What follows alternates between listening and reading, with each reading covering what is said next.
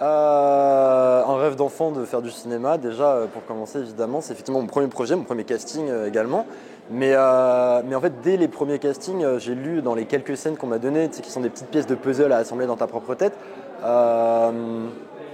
j'ai lu une écriture qui était vraiment très, très fine, très, très précise. Antoine Chevrollier est un scénariste de très grande qualité, mais au-delà de ça, j'en ai parlé tout à l'heure, mais vraiment ce rapport de le moi jeune qui se sent représenté en voyant des existences queer à la télé, pouvoir participer à ça, ça a été complètement hallucinant.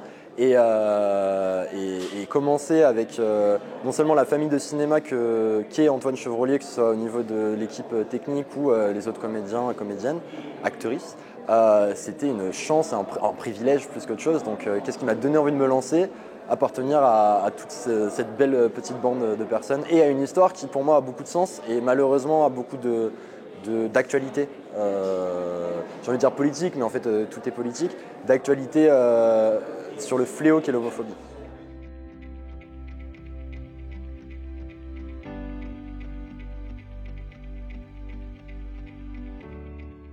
Je pense deux choses.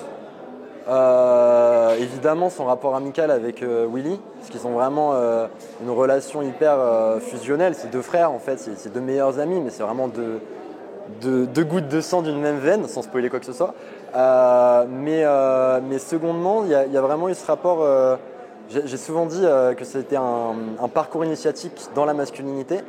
Moi, ce que j'ai vachement aimé chez lui individuellement, c'est justement son rapport aux autres et le fait de un peu jouer au fanfaron, tu vois, de présenter une image spécifique, comme s'il dissimulait ce qu'il considère comme étant non viril par une masculinité exacerbée en public. Parce que dès qu'il est avec son ref qui est Willy, il y a une espèce d'armure qui tombe, il y a une espèce de représentation de lui-même qui n'existe plus. Et j'ai trouvé ça hyper touchant parce que j'ai mis des années à accepter la personne que j'étais et je suis passé par cette espèce de double vie pendant des années, de vivre un peu ton truc dans ton côté, mais derrière de dissimuler totalement tout ce qui pouvait se passer d'interne et d'avoir une figure publique d'hétéro. Et j'ai trouvé ça touchant et proche de la réalité.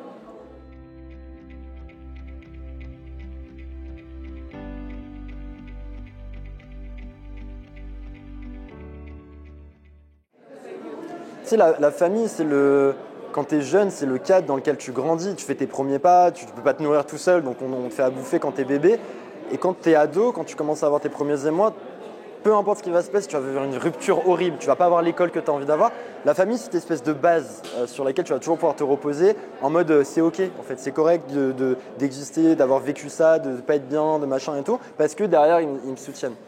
J'ai pensé pendant longtemps que ce qui a amené Jojo à commettre l'irréparable, c'était la rupture avec son amoureux, parce qu'il est fou amoureux de lui et il voit cette vie possible, potentielle, en dehors de là où ils ont grandi.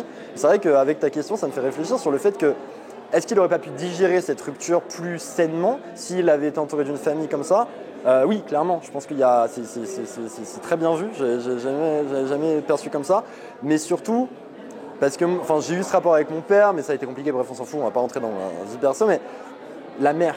En fait, La Pampa, c'est un film où il n'y a pas énormément de personnages féminins, mais c'est dans la continuité du scénario et du territoire qu'on raconte en fait, parce que la mère, elle va lui dire comment tu as pu faire ça à ton père. Il y a quand même quelque chose de très violent, non seulement pour son fils, mais aussi pour elle-même, de se retirer des préoccupations qui sont considérées par les hommes, avec un Z,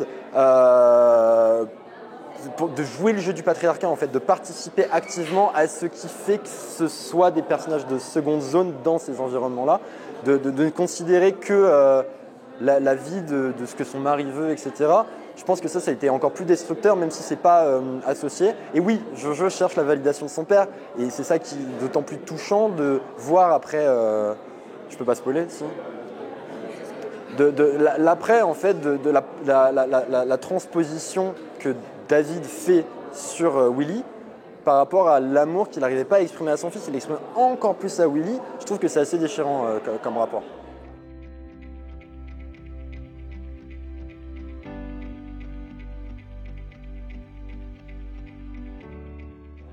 Ouais. Non, ouais, évidemment, je dois dire, pour revenir en fait sur ce qu'on vient de dire, la confrontation avec le père, pour moi ça a été un de mes plus grands cours de cinéma. Travailler avec Antoine et Saïd Lalami, ça a été une chance pas possible en termes de direction d'acteur, les deux. Saïd a été une vraie béquille, parce que moi c'était la première fois que je mettais les pieds sur quoi que ce soit. T'as vraiment une construction qui a été faite en répétition sur le personnage, et quand on a joué cette scène, chaque fois que Damien sortait de la porte, chaque fois que j'arrivais, j'avais une boule au ventre. Mais tu sais, boule au ventre de vraiment vivre le moment. Et la violence avec la... Enfin, j'ai presque l'impression de ne pas jouer parce que j'étais juste en train de subir ce qu'il était en train de m'imposer. Et en plus, je me barre en moto. Il n'y avait pas de cascadeur, c'était moi sur la moto. Et à chaque fois, je me prenais un petit muret, je devais faire attention et j'étais pas bien. Et à la fin, on a fini de tourner, j'en tremblais. Mais j'en tremblais, tu sais, je sais pas si t'as déjà été très en colère, etc. J'en tremblais vraiment dans la profondeur, tu vois. Et je l'ai vraiment vécu et ça a été une de mes meilleures leçons de cinéma, je pense. On fait du vrai avec du faux. Là, pour le coup, moi, j'ai fait du vrai avec du vrai, frère.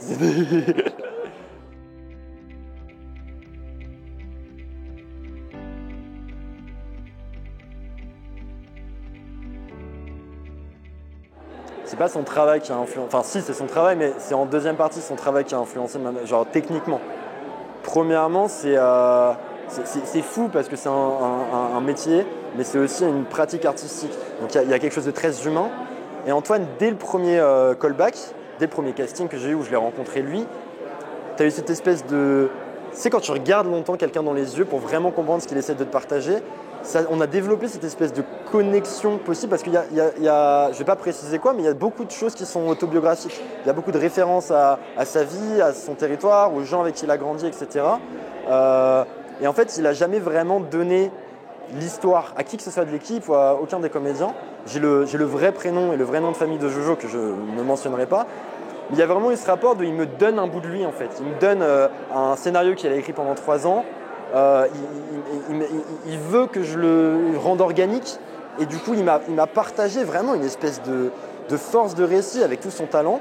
Mais sur la partie plus technique, après, on a fait plein de répétitions. Il répète tout dans les décors. Il choisit absolument tout le monde, que ce soit des acteurs principaux aux figurants. Il choisit vraiment tout le monde.